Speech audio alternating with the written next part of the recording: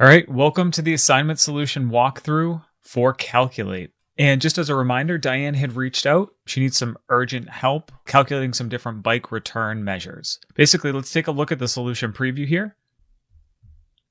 And for our first kind of three key objectives, here are the different measures that you could have created, right? We've got our bike returns using Calculate based on total returns, our bike sales using the quantity sold measure, and then we have our return rate, which again, we're using our return rate measure that we already calculated, and then just modifying that filter context to equal bikes, right? So for that return rate, you could have done this a slightly different way using the different component functions to basically look at bikes as a percentage of all returns.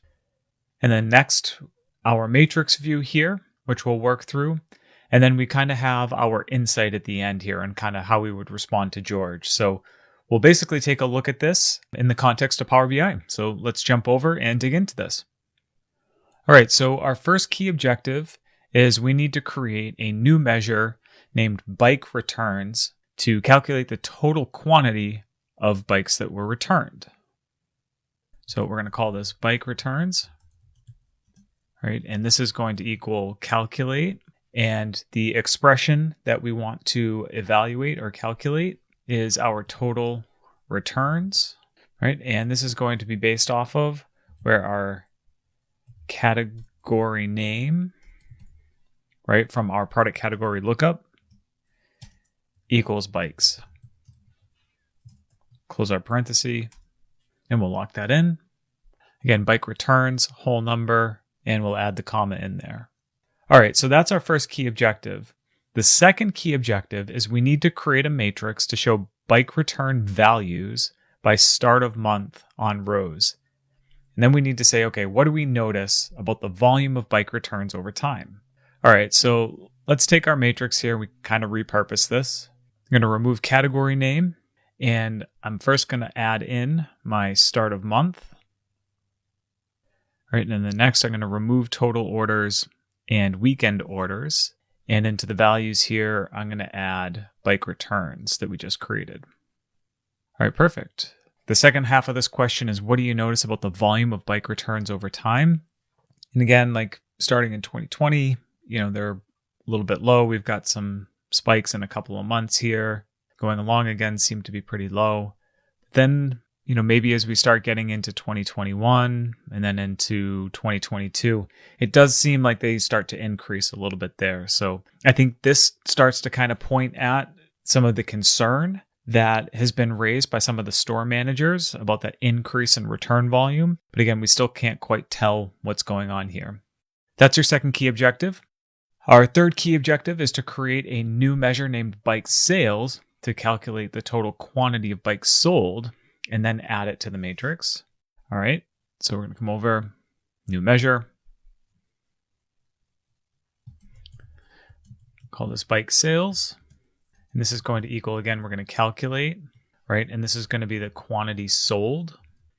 And again, we're going to do this by the category name from our product lookup table. Again, equals bikes. All right, we'll lock this in.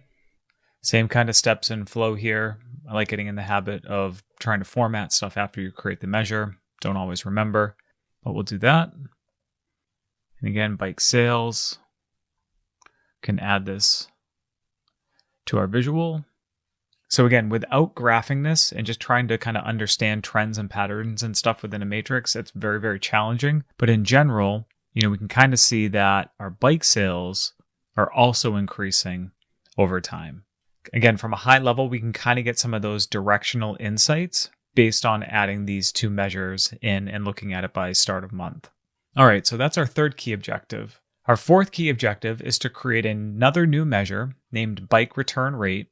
And we could do this either using calculate or divide and then add it to the matrix.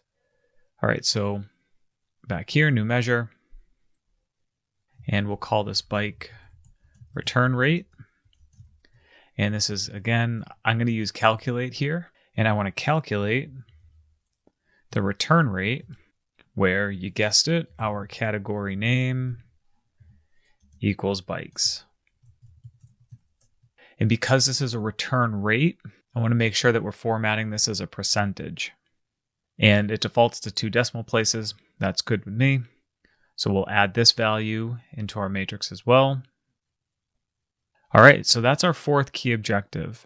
Next, we've got our 5th key objective, which is basically, as the analyst, how would you respond to the product VP's concerns about rising bike returns? All right, so based on the matrix visual here and these 3 measures that we've created, we can see that the volume of our bike returns is kind of starting to rise over time. But we've also sold more bikes over time. So when we look at those as a rate, we really don't see a concerning trend here, right? So, we kind of go back into, 2020, you're saying, 2%, 2.5%, 4.5%, 6.8%, right? It's kind of all over the place. And then as you start to look at more recent dates within the data set, there isn't an increase in the return rate, right? So while the volume of our bike returns is increasing, so are our sales. And because of that, our return rates aren't increasing. So bikes aren't being returned at a disproportionate rate to the sales. So again, I think that we could respond back to George, that product VP, and say that, hey, we've looked into bike returns, our sales, and our return rate, and that when we look at rate of returns as a percent of sales, we really don't see a concerning trend. All right, so that's going to wrap up this assignment solution walkthrough on Calculate.